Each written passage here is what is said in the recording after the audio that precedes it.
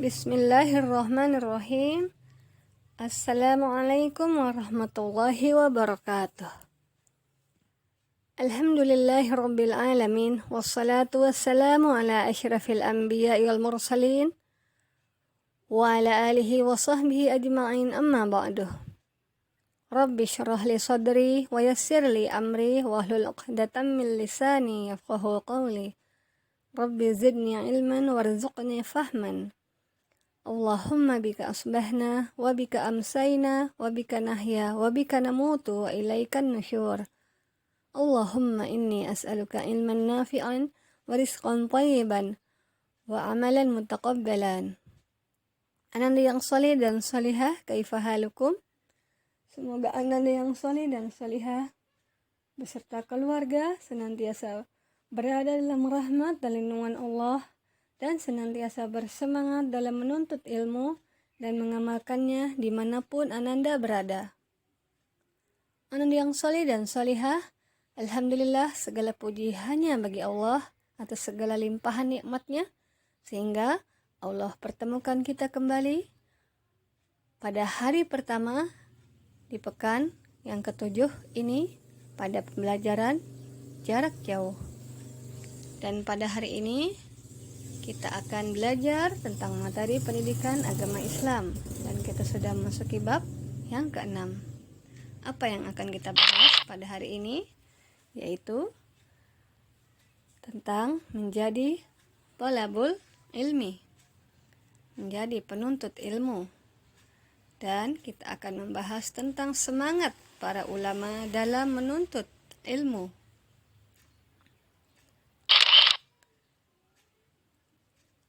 Semangat para ulama dalam menuntut ilmu.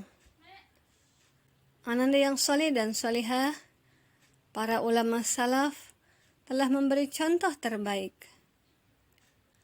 teladan yang agung, bagaimana bersemangat dalam menuntut ilmu, meraihnya, serta merindukannya. Masya Allah. Ananda yang saleh dan salihah, para ulama sangatlah bersemangat dalam menuntut ilmu karena mereka telah mengetahui begitu banyak keutamaan dalam menuntut ilmu. Baiklah ananda yang saleh dan salihah, tolong kalian simak baik-baik beberapa kisah para ulama dalam menuntut ilmu berikut ini, dan semoga kalian dapat mengambil ibrah atau pelajaran darinya. Semangat para ulama dalam menuntut ilmu. Yang pertama, tidak mau menyia-nyiakan waktu. Seperti dalam kisah Abdun bin Humaid dan Yahya bin Ma'in. Abdun bin Humaid berkata, ketika pertama kali bertemu, Yahya bin Ma'in bertanya kepada saya tentang sebuah hadis. Maka beliau berkata, telah mengabarkan kepada kami Hammad bin Salamah dari. Yahya bin Ma'in pun memotong, seandainya engkau membacakan hadis dari kitabmu, niscaya itu lebih baik dan lebih kuat. Abdun bin Humaid berkata, kalau demikian, saya akan pergi untuk mengambil kitab saya. Tiba-tiba, Yahya bin Ma'in memegang baju Abdun bin Humaid dan berkata, kalau begitu, bacakan saja dari hafalanmu, karena saya khawatir tidak bertemu Anda lagi. Yahya bin Ma'in khawatir Abdun bin Humaid wafat ketika mengambil kitab atau terkena musibah atau lainnya. Maka Abdun bin Humaid pun membacakan hadis dari hafalannya. Lalu Abdun bin Humaid pergi mengambil kitabnya dan membacakannya lagi kepada Yahya bin Ma'in. Masya Allah, begitu semangatnya para ulama dalam menuntut ilmu dan tidak mau menyia-nyiakan waktu barang sedikit pun ya. Selanjutnya, yang kedua, semangat para ulama dalam menuntut ilmu berlomba-lomba untuk terdepan dan tidak ingin melewatkan waktu belajar. Seperti dalam kisah Ja'far bin Durustuwaih ya. Ja'far bin Durustuwaih berkata, kami harus mengambil tempat duduk di sebuah majelis sejak asar untuk mengikuti kajian esok hari, karena saking padatnya pengajian Ali bin Al-Madini. Kami menempatinya sepanjang malam karena khawatir esoknya tidak mendapatkan tempat untuk mendengarkan kajiannya, karena saking penuh sesaknya manusia. Saya melihat seorang yang sudah tua di majlis tersebut buang air kecil di jubahnya karena khawatir tempat duduknya diambil apabila ia berdiri untuk buang air. Masya Allah, Anda yang saleh dan salihah, begitu bersemangatnya para ulama berlomba-lomba untuk terdepan dan tidak ingin melewatkan waktu belajarnya ya. Mereka mendatangi majelis ilmu sehari sebelum kajian dimulai ya, dan menempati tempat pada majelis ilmu tersebut sepanjang malam karena khawatir esoknya tidak mendapatkan tempat untuk mendengarkan kajian ya. Bahkan sampai ada seorang yang sudah lanjut usia duduk di majelis tersebut sampai buang air kecil karena menahannya karena khawatir tempat duduknya diambil kalau ia berdiri untuk buang air ya. Masya Allah, luar biasa. Selanjutnya yang ketiga, kecintaan terhadap bertambahnya ilmu. Seperti pada kisah Abu Hatim. Abu Hatim berkata, saya mendengar Al-Muzani mengatakan, Imam Asy-Syafi'i pernah ditanya, bagaimana semangatmu dalam menuntut ilmu? Beliau menjawab, saya mendengar kalimat yang sebelumnya tidak pernah saya dengar. Maka anggota tubuh saya yang lain ingin memiliki pandangan untuk bisa menikmati ilmu tersebut sebagaimana yang dirasakan telinga. Lalu beliau ditanya lagi, bagaimana kerakusan Anda terhadap ilmu? Beliau menjawab, seperti rakusnya orang penimbun harta yang mencapai kepuasan dengan hartanya. Lalu beliau ditanya lagi, bagaimana Anda mencarinya? Beliau menjawab, sebagaimana seorang ibu mencari anaknya yang hilang, yang ia tidak memiliki anak selain dia. Masya Allah, begitu luar biasa ya, Anda yang saleh dan salihah. Semangat para ulama dalam menuntut ilmu ya. Seperti kisah tersebut bahwa Imam Asy-Syafi'i mencari ilmu sebagaimana seorang ibu mencari anak yang hilang, di mana anak yang hilang tersebut hanya satu-satunya anak yang ia miliki, yang ibu itu miliki ya. Tentu sangatlah khawatir ya, dan sangat ingin menemukan anak yang hilang. Begitu pula semangat Imam Syafi'i, Masya Allah.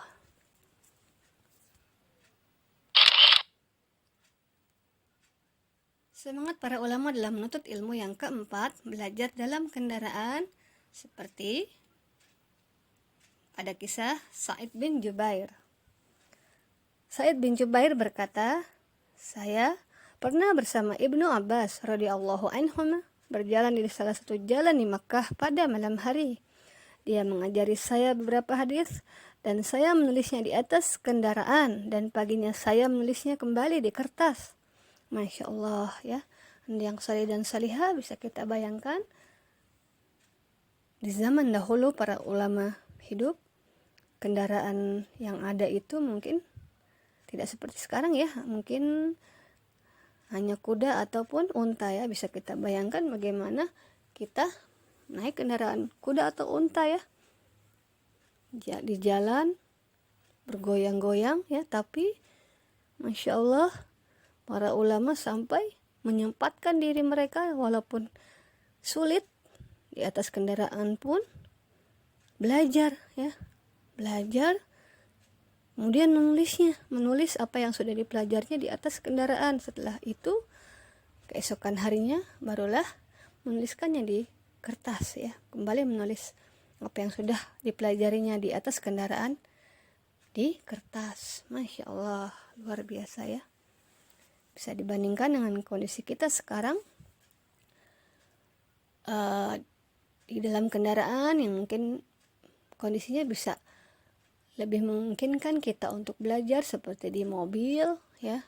Semoga apabila ada kesempatan kita sedang berada di mobil atau di kendaraan yang lain, semoga Allah mudahkan kita. Mungkin walaupun mungkin tidak, semangatnya masih sangatlah sedikit ya dibandingkan para ulama ya, setidaknya kita dapat memanfaatkan waktu kita walaupun di kendaraan ya. Kita bisa mendengarkan murotal, atau kita mau merojaah hafalan kita, ataupun kita mendengarkan kajian ya, insyaallah.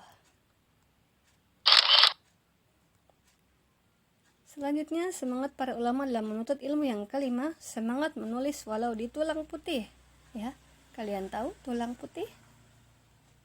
Seperti kisah Imam Asy-Syafi'i.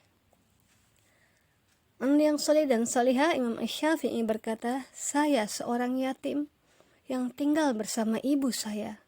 Ia menyerahkan saya ke kutab atau sekolah yang ada di masjid. Dia tidak memiliki sesuatu yang bisa diberikan kepada sang pengajar sebagai upahnya mengajari saya. Saya mendengar hadis atau pelajaran dari sang pengajar, kemudian saya menghafalnya. Ibu saya tidak memiliki sesuatu untuk membeli kertas. Maka setiap saya menemukan sebuah tulang putih, saya mengambilnya dan menulis di atasnya. Apabila sudah penuh tulisannya, saya menaruhnya di dalam botol yang sudah tua. Masya Allah, ananda yang soleh dan solihah. Begitu bersemangatnya Imam Asy-Syafi'i dalam menuntut ilmu ya. Dengan kondisinya yang serba kekurangan ya. Beliau begitu bersemangat ya, menuliskan apa yang sudah dipelajarinya pada sebuah tulang yang putih ya, bayangkan. Sedangkan bisa kita bandingkan dengan kondisi kita, kondisi kalian saat ini. Masya Allah, alhamdulillah, Allah mudahkan kalian untuk menuntut ilmu di zaman sekarang ini. Orang tua kalian begitu perhatian kepada kalian ya, menyiapkan alat tulis pada kalian, buku tulis dan alat-alat tulis yang lain ya. Tapi selama ini mungkin kalian pernah menyia-nyiakan ya alat tulis yang sudah diberikan oleh orang tua kalian ya, misalkan seperti buku tulis ya. Beberapa waktu lalu saat kelas 1, ada beberapa di antara kalian yang dengan begitu mudahnya menyobek-nyobek kertas buku yang telah dibelikan oleh orang tua kalian, kemudian kalian buat mainan ya, dengan begitu mudahnya. Atau kalian menyobeknya, kalian buat mainan, lalu kalian buang ya. Sungguh menyedihkan ya bila dibandingkan dengan semangat Imam Asy-Syafi'i ya. Semoga kalian dapat mengambil ibrah atau pelajaran dari kisah beliau, agar kalian tidak bermudah-mudah untuk membuang begitu saja alat-alat tulis, buku ataupun yang lainnya yang sudah susah payah orang tua kalian siapkan ya. Begitu berharganya ya. Semoga dapat kalian gunakan sebaik-baiknya untuk belajar, untuk menuntut ilmu ya. Selanjutnya, semangat para ulama dalam menuntut ilmu, belajar sambil bekerja. Seperti dalam kisah Syekh Ahmad Al-Isfirayaini. Syekh Ahmad Al-Isfirayaini pada awalnya adalah seorang penjaga atau biasa kita sebut satpam ya, di sebuah rumah. Beliau belajar ilmu dengan cahaya lampu di tempat jaganya. Karena telah terlalu fakir dan tidak mampu membeli minyak tanah untuk lampunya, beliau makan dari gajinya sebagai penjaga. Masya Allah, begitu semangatnya Syekh Hamid Al-Isfirayaini ya. Walaupun sedang bekerja, beliau tetap menuntut ilmu, tetap belajar ilmu walaupun dengan menggunakan cahaya lampu ya di tempat kerjanya. Masya Allah. Selanjutnya, yang ketujuh, berusaha keras walau di bawah cahaya rembulan. Kalian bisa membayangkan bagaimana cahaya di bawah cahaya rembulan di malam hari, seperti dalam kisah Abu Mansur bin Husain al-Naisaburi. Anak yang saleh dan salihah, Abu Mansur Muhammad bin Husain al-Naisaburi adalah orang yang selalu giat dan semangat dalam belajar, meski dalam keadaan fakir dan tidak punya, sampai-sampai beliau menulis pelajarannya dan mengulang membacanya di bawah cahaya rembulan, karena tidak punya sesuatu untuk membeli minyak tanah. Walaupun beliau dalam keadaan fakir, namun beliau selalu hidup waro dan tidak mengambil harta yang syubhat sedikit pun. Masya Allah ya. Yang soleh dan solihah, begitu luar biasa kisah-kisah para ulama tersebut ya. Seperti kisah Abu Mansur Muhammad bin Husain al-Naisaburi, walaupun beliau hidup dalam kondisi yang serba kekurangan, dalam keadaan fakir, beliau tetap semangat dalam menuntut ilmu ya, dan mengulang pelajarannya, mengulang bacaannya walaupun berada di bawah cahaya rembulan ya, menggunakan cahaya rembulan di malam hari. Bandingkan dengan kondisi kita sekarang yang lebih mudah insya Allah dalam belajar walaupun di malam hari, kita dapat menggunakan lampu ya. Tidak seperti beliau ya. Masya Allah.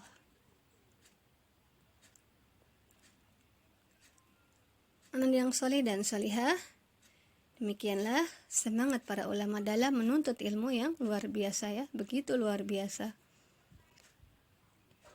Upaya kita dalam menuntut ilmu saat ini sangatlah sedikit dibandingkan semangat para ulama dalam menuntut ilmu.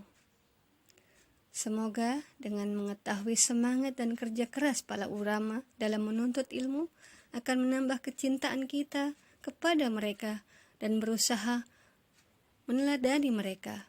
Walaupun kita tidak bisa menyamai mereka, setidaknya kita dapat mendekati semangat mereka. Semoga Allah mudahkan kita semua agar dapat meneladani semangat para ulama dalam menuntut ilmu. Amin. Allahumma amin. Baiklah anak yang saleh dan salihah,